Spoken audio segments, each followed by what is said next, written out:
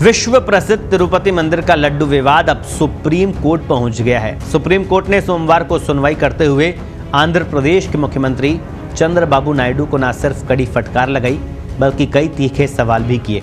अदालत ने नायडू से पूछा कि जुलाई में आई रिपोर्ट पर 2 महीने बाद बयान क्यों दिया। जब आप निश्चित नहीं थे कि सैंपल किस घी का लिया गया है तो फिर बयान क्यों दिया। इससे पहले सुब्रमण्यम स्वामी की ओर से पेश हुए वकील ने सुप्रीम कोर्ट में दलील देते हुए कहा कि इस तरह के बयानों का लोगों पर व्यापक असर पड़ता है।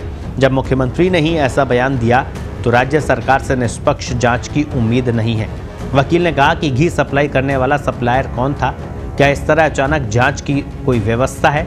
उन्होंने कहा कि मामले की निगरानी कोर्ट की तरफ से करने की जरूरत है। वहीं राज्य सरकार की ओर से पेश हुए मुकुल रोहतगी ने कहा कि स्वामी खुद टीटीडी ट्रस्ट से जुड़े रहे हैं, क्या उनकी याचिका को निष्पक्ष कह सकते हैं। सुब्रमण्यम स्वामी का मकसद साफ है कि वो राज्य सरकार पर निशाना साधना चाहते हैं। इस पर जस्टिस विश्वनाथन ने कहा कि स्वामी कह रहे हैं कि सैंपल उस घी का लिया गया जिसे टीटीडी ट्रस्ट ने इस्तेमाल नहीं किया। इसके साथ ही जस्टिस BR गवई ने कहा कि जब जांच जारी है तो बीच में ऐसा बयान क्यों दिया। सीएम का पद एक संवैधानिक पद है।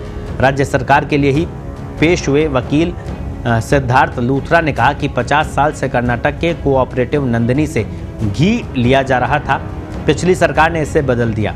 इस पर जस्टिस गवई ने वकील से पूछा कि बिना तथ्यों की पूरी तरह पुष्टि के बयान देना क्यों जरूरी था। इस पर राज्य सरकार के वकील ने बताया कि जुलाई में कब कब घी आया, किस सैंपल को जांच के लिए भेजा गया। सुप्रीम कोर्ट ने कहा कि कम से कम भगवान को राजनीति से दूर रखें।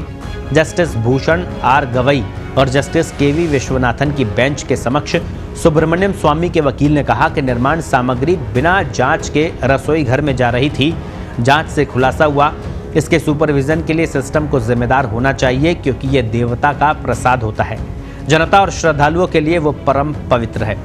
आपको बता दें, आंध्र प्रदेश के मुख्यमंत्री चंद्रबाबू नायडू ने तिरुपति मंदिर में लड्डू बनाने में जानवरों की चर्बी और मछली के तेल का इस्तेमाल करने का दावा किया था और इसका ठीकरा पूर्व मुख्यमंत्री जगन मोहन रेड्डी पर फोड़ा था। इसके बाद से ही सियासत तेज हो गई और एक दूसरे पर आरोप प्रत्यारोप चल रहा था कि अब सुप्रीम कोर्ट ने पूरे मामले में सुनवाई करते हुए आंध्र प्रदेश के मुख्यमंत्री चंद्रबाबू नायडू को कड़ी फटकार लगाई और एक तीखे सवाल भी पूछे हैं।